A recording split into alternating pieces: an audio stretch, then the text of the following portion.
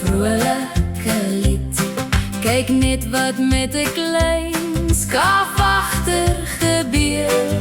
Al was hy die kleinste, die laaste in die ry, het die Here gesê, ek kies jou vir my. Ja, die Here het gesê, ek kies jou vir my.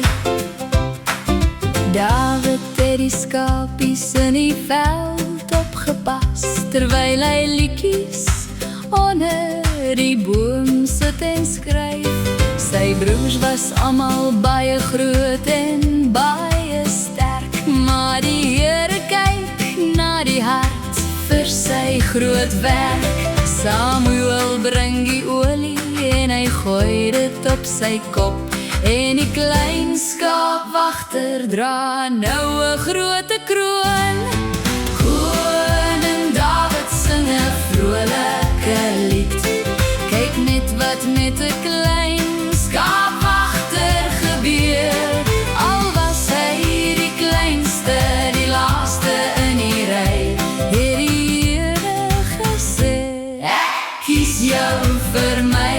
Ja, die Here het gesê, ek kies jou vir my.